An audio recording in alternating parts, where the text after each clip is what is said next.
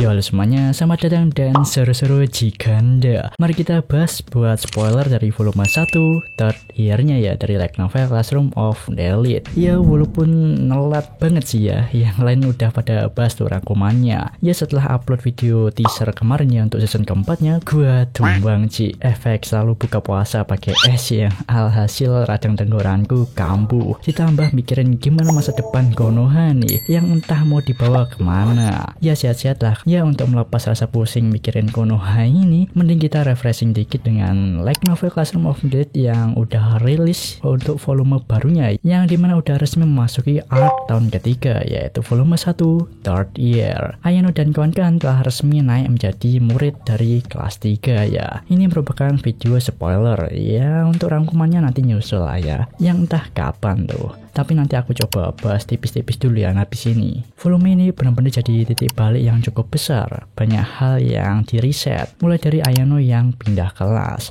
baru, teman baru, kondisi kelas Horikita yang chaos, Horikita sampai jadi satker setelah ditinggal Ayano, ujian khusus di awal tahun ketiga yang panas, Dragon Boy yang all in menyerang Ayano, dan interaksi Ichinose dengan Amasawa untuk pertama kalinya nih, sama-sama cekil interaksi. Menarik banget ya. So kalau gitu siapin baju vest dan helm level 3 kalian, mari kita masuk ke pembahasannya.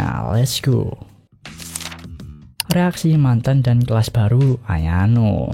Nah setelah berhasil membawa kelas Horikita menuju ke kelas A, Ayano pun pindah menuju kelas C untuk mengisi kekosongan setelah pengeluaran Sakenagi dan membuat persaingan di angkatannya itu menjadi balance lah. Itu harapan Ayano. Hashimoto lah yang mensponsori kepindahan Ayano ke kelas C ya. Pindah kelas itu harus merogoh sebesar 20 juta poin pribadi. Hashimoto dan kelas C itu ngumpulin poin mereka ya dengan urunan lah, untuk menarik Ayano dengan harapan Ayano itu bisa berkontribusi.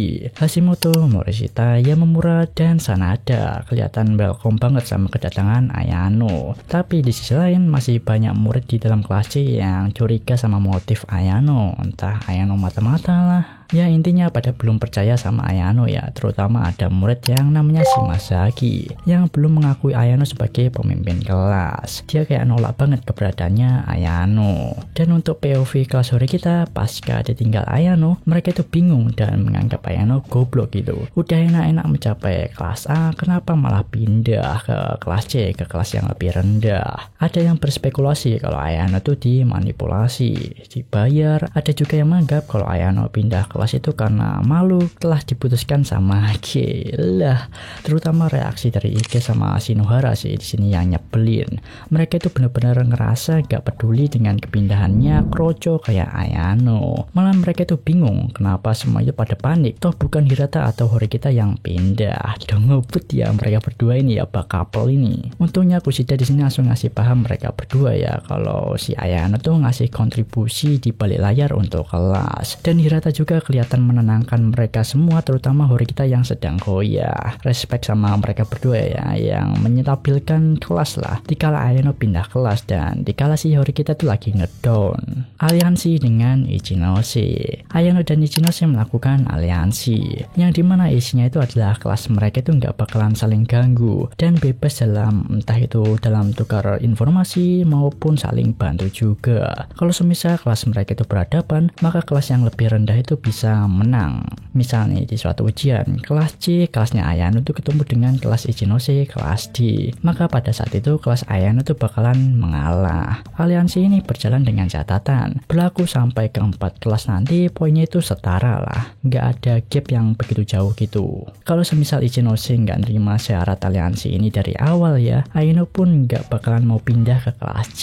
Karena kunci agar kelas C bisa naik ke kelas A itu adalah melakukan aliansi dengan kelasnya Ichinose. Jangka waktunya ini cuma setahun, dan di saat mereka itu lagi ngebahas diskusi tentang aliansi tersebut ya, pada saat itu kan latarnya itu ada Ayano, Hashimoto, Ichinose, sama si Morishita. Kemudian ada Horikita dan Matsushita yang datang mau mengonfirmasi alasan Ayano yang pindah kelas. Di sini bukannya dijawab, malahan Ayano ngebocorin informasi ke Hashimoto dan Ichinose kalau Matsushita ini tuh pinter tapi menyembunyikan kemampuannya. Mulai dari sana lah Horikita itu udah memutuskan bahwa mulai sekarang Ayano tuh adalah musuh mereka. Kondisi di dalam kelas C, tentu aja Ayano tuh masih dikucilin ya, cuman core kelas yang nempel kayak Hashimoto dan Morishita. Nah kebetulan Ayano tuh duduk di depannya Morishita ya. Ayano tuh ngerasa keganggu sih di sana, soalnya ya dia tuh sering banget diusilin sama Morishita dari belakang. Contohnya ini relate banget lagi, kalau pas lagi gabut di dalam kelas itu penghapus dikecil-kecilin terus dilemparin ke temen kan. Nah Morishita tuh ngelakuin hal tersebut. Morishita menamai lemparannya tersebut itu sebagai senapan Gatling. Apa coba, random banget ya nih bocah. Pas Ayano sadar kalau dia itu dilemparin penghapus di kepalanya dari belakang sama Morishita, Morishita pun mengelak dan ngehalu kalau dirinya itu adalah Jendo-ark, sang kesatria suci yang sedang membasmi kejahatan. Yang dimana Ayano di sini adalah penjahatnya. Shiraishi yang mejanya itu tetanggaan sama Ayano itu sampai cengisan ngeliat tingkah mereka berdua.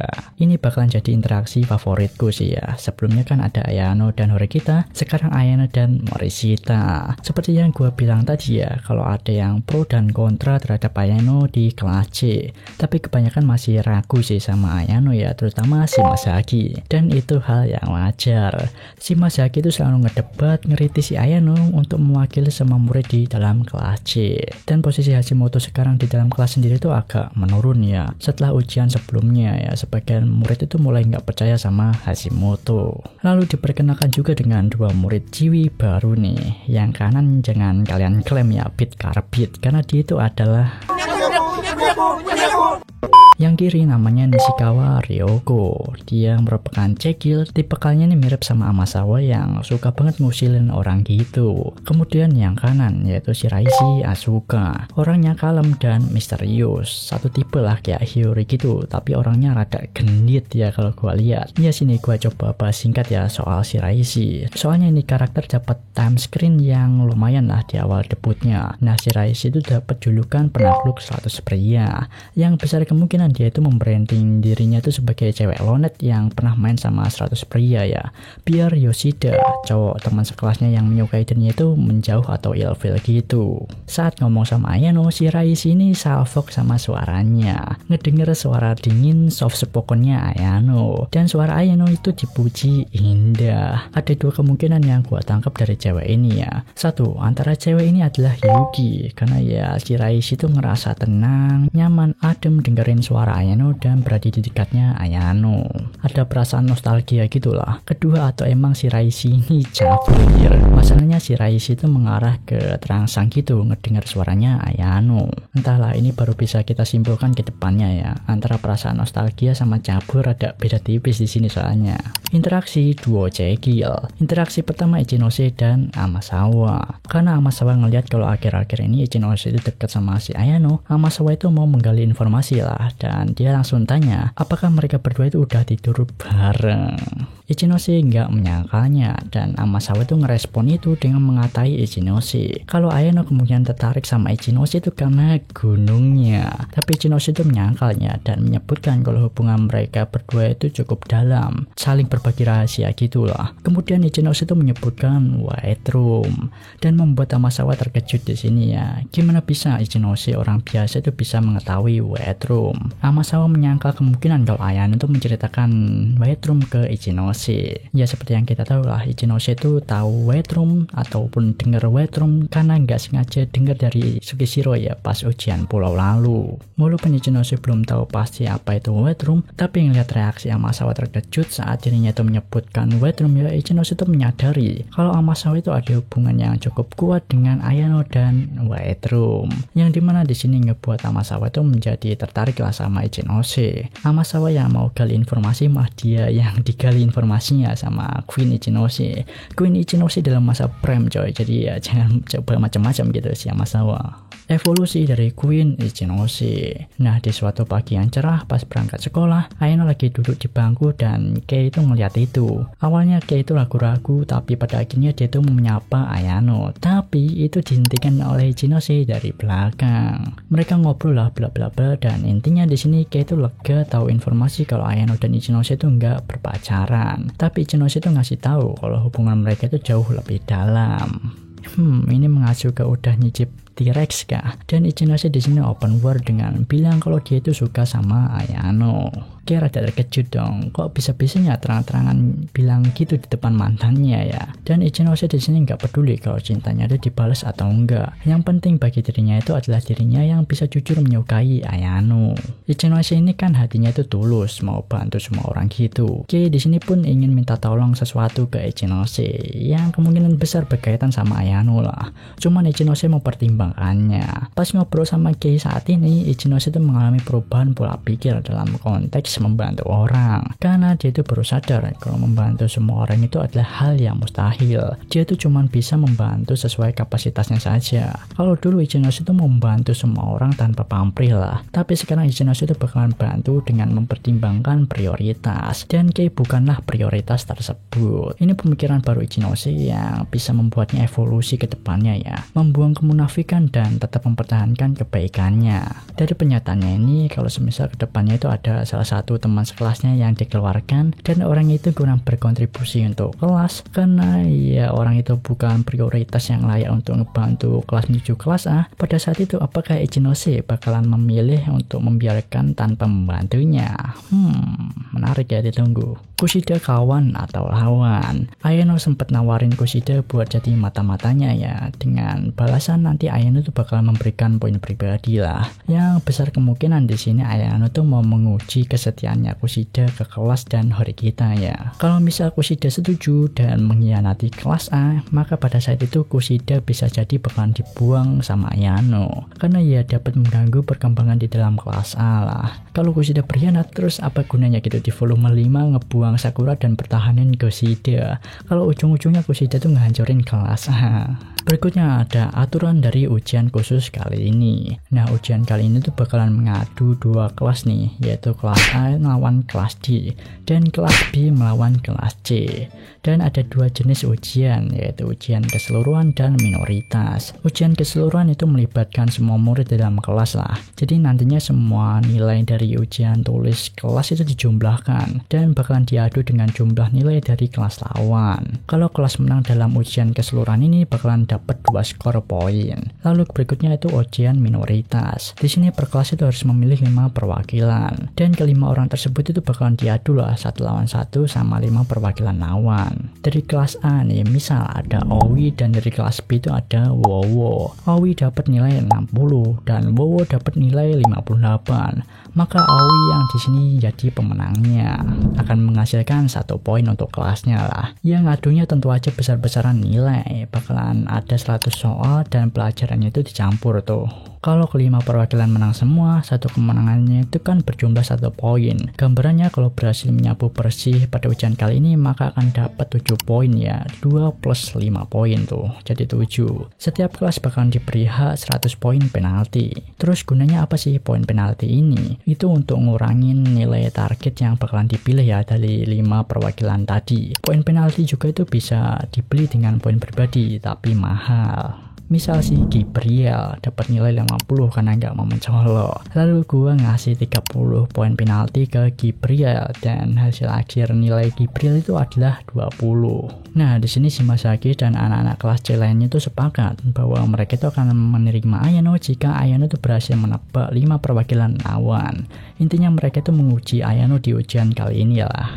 Hori kita ngegalauin Ayano. Hori kita kelihatan down parah ya setelah Ayano pindah kelas tuh. Dia itu nangis dan gak bisa move on berhari-hari. Dia juga bahkan gak fokus sama ujian. Makanya Hori kita tuh menyerahkan kendali penuh kepada Hirata lah di ujian kali ini. Dia masih gak rela kalau Ayano tuh pindah dan dia tuh masih menyalahkan diri sendiri. Apakah Ayano pindah karena dia itu gak becus jadi pemimpin kelas? Ya pokoknya Hori kita overthinking dan dia itu berharap agar bisa kembali ke masa lalu untuk mencegah Ayano pindah kelas. Itu berlaku juga buat Kei. Ya pada akhirnya mereka berdua pun curhat dan mereka itu sama-sama bertekad untuk membuat Ayano menyesal karena telah meninggalkan kelas mereka. Kei di sini kelihatan masih belum menyerah ya buat mengejar Ayano. Hasil ujian kelas A versus kelas D dimenangkan oleh kelas D, kelasnya Ichinose. Ichinose menerima bantuan dari Ayano ya untuk mengatur poin penaltinya untuk diberikan kepada siapa lah. Pertarungan keseluruhannya itu menang tipis ya di sini. Total 2.633 poin melawan 2.712 poin ya. Kelas D menang dan mendapatkan skor 2 poin. Dan pertarungan minoritasnya itu hasilnya kelas Ichinose berhasil memenangkan 4 ujian dan 1 kekalahan. Jadi kelas Ichinose itu membantai kelas Hori kita dengan skor total 6 poin versus 1 poin. Hori kita trauma nggak sih ya ketemu Ichinose selalu dibantai-bantai mulu ya dari ujian sebelumnya. Berikutnya kelas B melawan kelas C. Secara pertarungan keseluruhan itu jomplang parah hasilnya, yaitu kelas C itu menang dengan hasil 2.880 melawan 2.327. Pertarungan minoritasnya itu udah jelas ya. Ayano ditargetin sama Ryuen di sini. Ryuen tuh ngasih 100 poin penaltinya ke Ayano.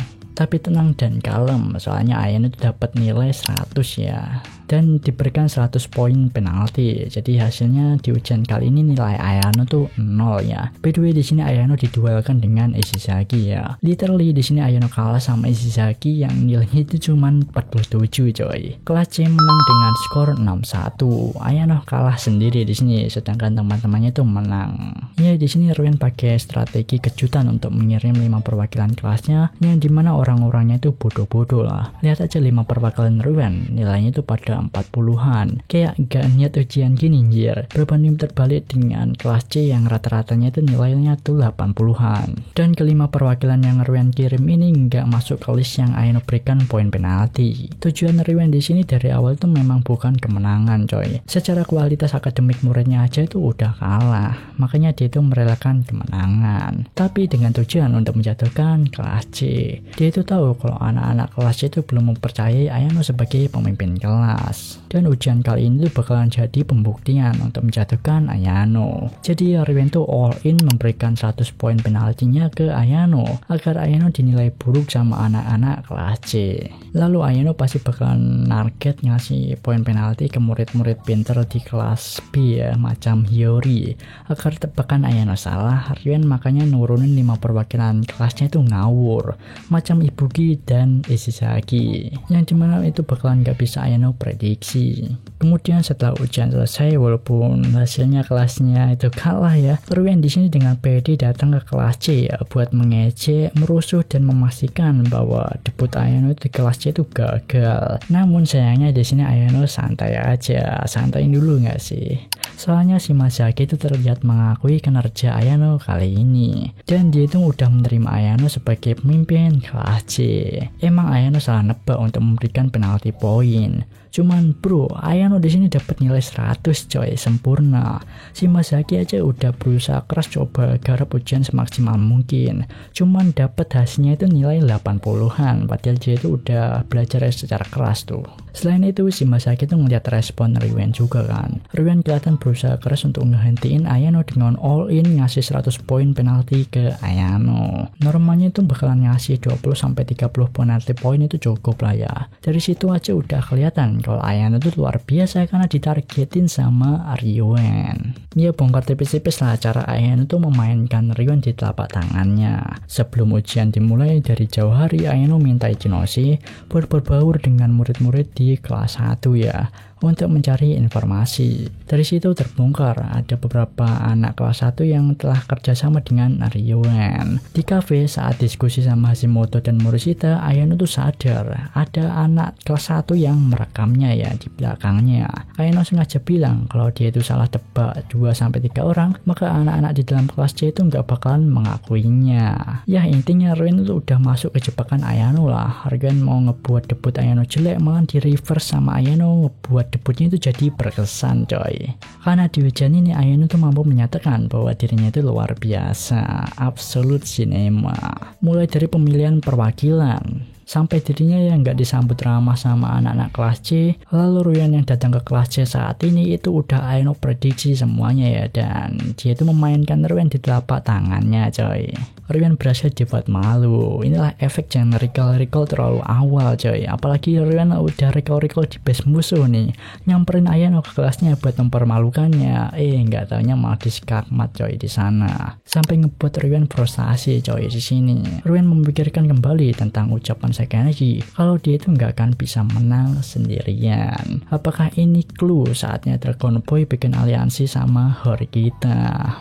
Bisa jadi ya. Walaupun secara pertarungan Ayano kalah, tapi secara hasil Ayano tuh berhasil ngebuat kelas C itu menang dan diakui juga tuh di dalam kelas C. Cuman ada satu murid lah yang belum puas atau mengakui Ayano, yaitu Kito. Kito kan perannya tuh sebagai bodyguard lah yang ngebantu teman-temannya gitu kalau sedang ada kekerasan gitu. Cuman pas tadi Ryan mengacau di dalam kelas C sebelumnya, Kito tuh malah diam aja. Padahal ada beberapa teman sekelasnya dalam kelas C yang dengan paksa didorong oleh Ryan. Ayano pun ngasih paham ke Kito dengan kekerasan. Pada awalnya Ayano terus menghindarin serangan dari Kito, yang dimana jangkauan pukulannya Kito itu panjang banget. Kemudian saat ada celah, Ayano memukul perutnya Kito. Ya jelas Ayano di sini menang ya. Kito pun mengakui kalau si Ayano tuh kuat. Ayano kedepannya tuh mau Kito untuk membela yang lemah, ngebela teman-temannya saat kondisi itu mengharuskan dihentikan dengan kekerasan. Sebagai gantinya Ayano tuh akan menjanjikan kalau kelas C itu bakalan dia buat lulus sebagai kelas A nantinya.